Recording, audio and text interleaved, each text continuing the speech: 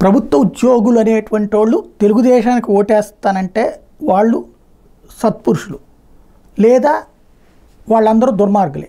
ఇంతకుముందు తెలుగుదేశం అధికారంలో ఉన్నప్పుడు వాళ్ళ హక్కులు అడిగారు కాబట్టి నా డాష్ డాష్ కాళ్ళు.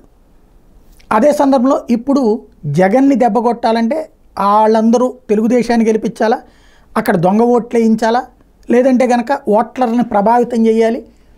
అట్లాంటి సందర్భంలో తెలుగుదేశం కలిపి చేయాలంటే జగన్ చేస్తున్న పనులన్నిటి మీదన వాళ్ళకి తేడా జరుగుతుందన్నదే ప్రొజెక్ట్ చేయాలి. ఇది జ్యోతి అనుసరించినటువంటి వ్యూహం. కానీ మెయిన్ వాళ్ళల్లో ఉన్నటువంటి ఉద్యోగ వ్యతిరేకత అన్నది మాత్రం ఆపుకోలేదు.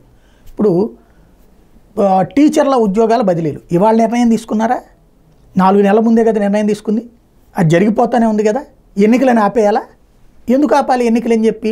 అప్పుడు ఎన్నికల తర్వాత ఇంకేముంటుంది పని అంటే బదిలీలు ఇప్పుడు ఈ టైంలో చేస్తేనే కదా రేపు సెలవులు అయిపోయిన తర్వాత అక్కడికి వెళ్ళి పని చేసుకోదు. ఇది సెలవుల టైం, ఈ టైంలోనే చేస్తారు బదిలీలు. అది తప్పట.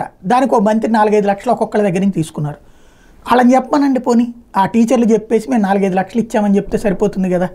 రెండోది పోనీ అది కాన్సెప్ట్ వేరు, బదిలీలు ఆపేయాలి.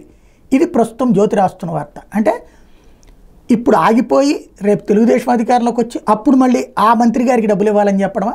ఇప్పుడు అసలు టీచర్ల బదిలీకి జ్యోతికి వచ్చిన ప్రాబ్లం ఏంటి అంటే ప్రతి అంశంలో ఏ ఉద్యోగులకు సంబంధించినటువంటి వాళ్ళని రెచ్చగొడుతూ ఒక పక్కన, అదే ఉద్యోగులకు సంబంధించి మళ్ళీ నెగిటివ్ క్రియేట్ చేయడం మాత్రం, వెళ్ళేటటువంటి వాళ్ళ నోట్లో మట్టి కొట్టడం అన్నటువంటిదే ఇప్పుడు అనుసరిస్తున్న వ్యూహం.